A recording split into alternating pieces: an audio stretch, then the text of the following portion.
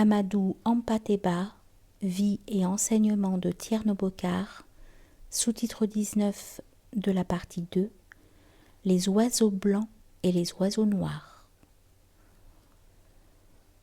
Non seulement il s'abstenait de juger autrui, mais encore il essayait de nous faire comprendre qu'une bonne pensée est toujours préférable à une mauvaise, même lorsqu'il s'agit de ceux que nous considérons comme nos ennemis.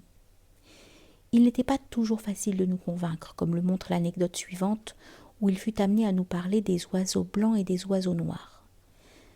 Ce jour-là, Tierno nous avait commenté le verset « Celui qui a fait le poids d'un atome de bien le verra, celui qui a fait le poids d'un atome de mal le verra. » Comme nous le questionnions sur les bonnes actions, il nous dit « La bonne action la plus profitable est celle qui consiste à prier pour nos ennemis. » Comment ? M'étonnai-je. Généralement, les gens ont tendance à maudire leurs ennemis plutôt qu'à les bénir. Est-ce que cela ne nous ferait pas paraître un peu stupide que de prier pour nos ennemis ?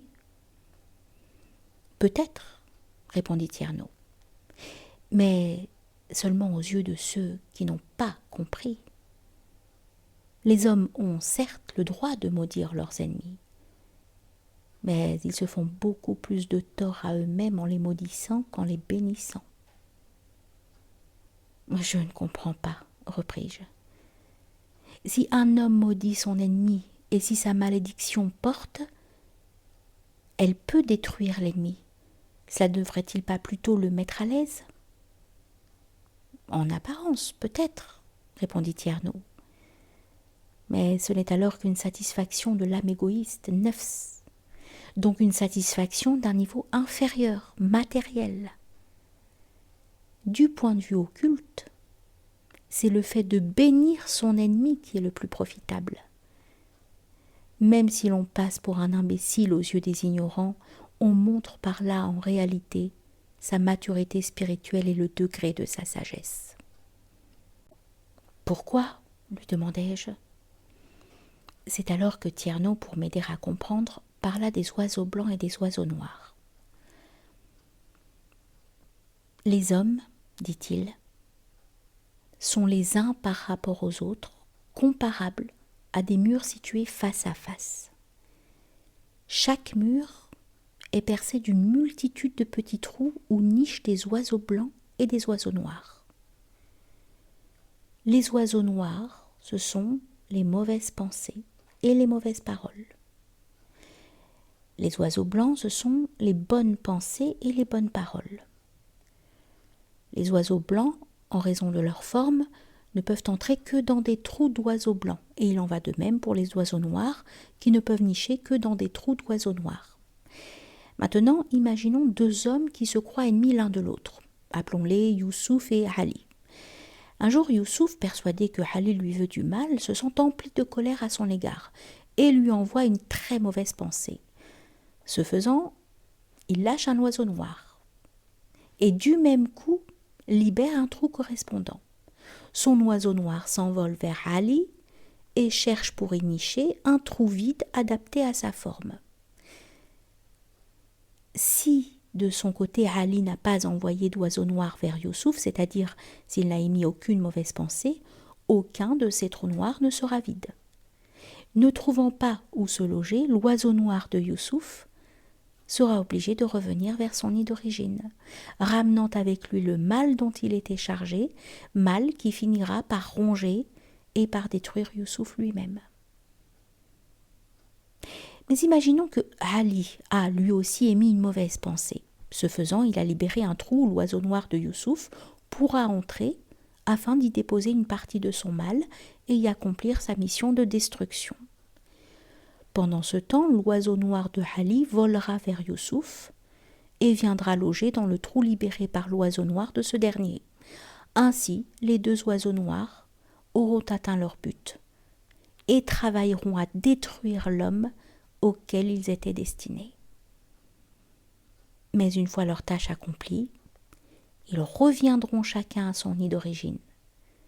Car est-il dit, toute chose retourne à sa source. le mal dont ils étaient chargés n'étant pas épuisé, ce mal se retournera contre leurs auteurs et achèvera de les détruire. L'auteur d'une mauvaise pensée, d'un mauvais souhait ou d'une malédiction est donc atteint à la fois par l'oiseau noir de son ennemi et par son propre oiseau noir lorsque celui-ci revient vers lui. La même chose se produit avec les oiseaux blancs.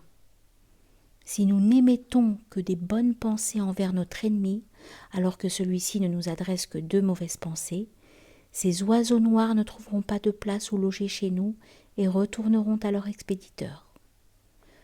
Quant aux oiseaux blancs porteurs de bonnes pensées que nous lui aurons envoyés, s'ils ne trouvent aucune place libre chez notre ennemi, ils nous reviendront chargés de toute l'énergie bénéfique dont ils étaient porteurs. Ainsi, si nous n'émettons que de bonnes pensées, aucun mal, aucune malédiction ne pourra jamais nous atteindre dans notre être. C'est pourquoi il faut toujours bénir et ses amis et ses ennemis.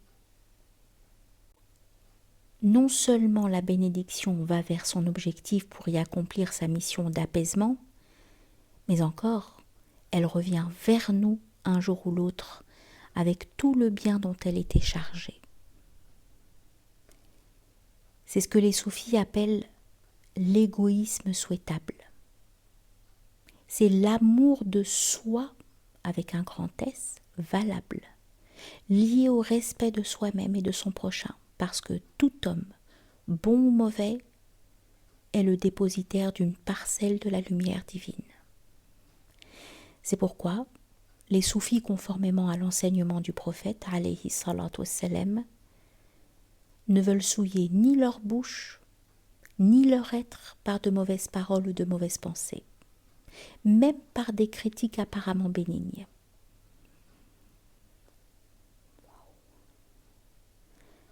En raison même du principe qui veut que toute chose retourne à sa source, il nous exhortait à ne générer que les plus pures vibrations spirituelles en consacrant notre pensée, notre langue à la récitation du nom de Dieu, Dhikrullah.